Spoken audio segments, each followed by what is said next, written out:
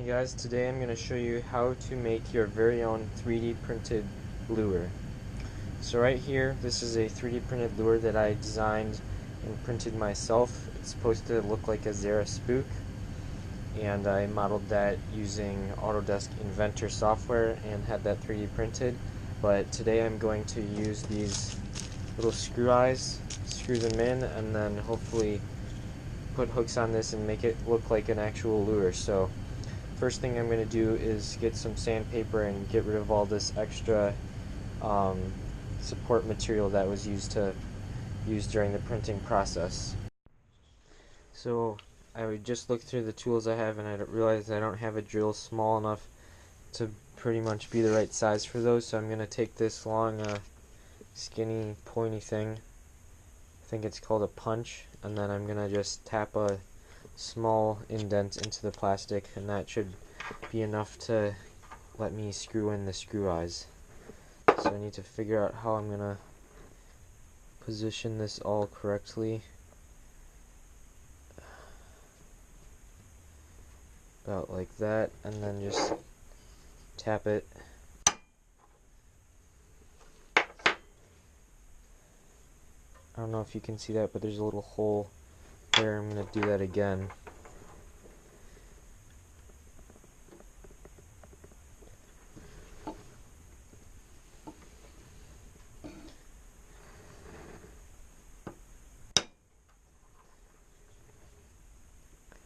That looks pretty good. I'm going to test a screw eye right now. Need some pliers to get these in.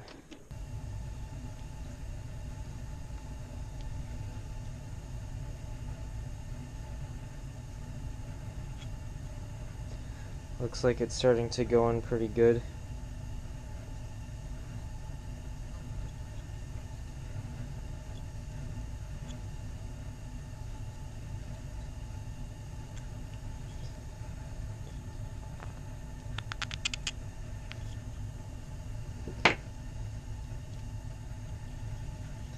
Right there I have the first screw eye in.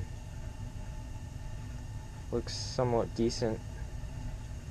Probably gonna put a little bit of glue on that to secure it, but I'm gonna do the other screw eyes and see how it looks like. So I grabbed an old crankbait that I don't really ever use, and I took one hook off and put it on so far. Work on this next hook.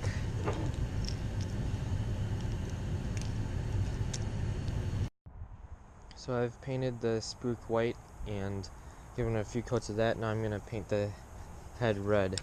Masked off just the head portion.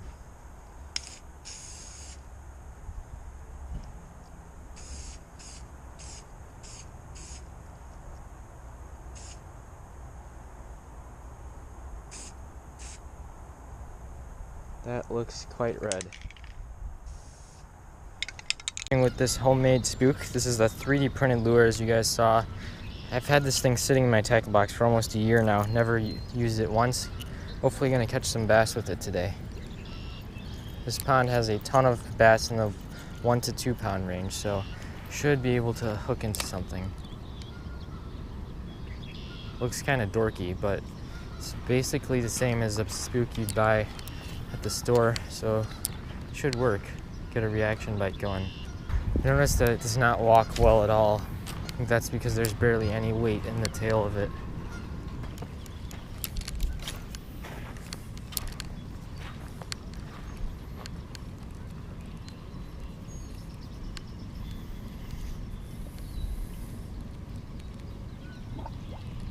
Whoa, there's one.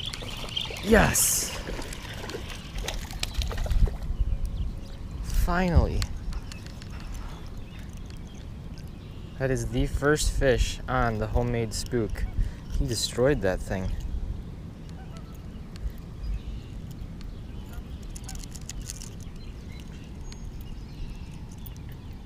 That's a bass on a 3D printed spook.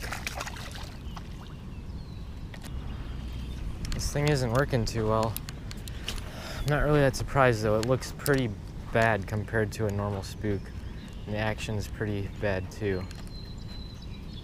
I guess that's gonna be it for the 3D printed spook for now, unless I make some changes to it. Thanks for watching, and make sure to subscribe for more videos like this.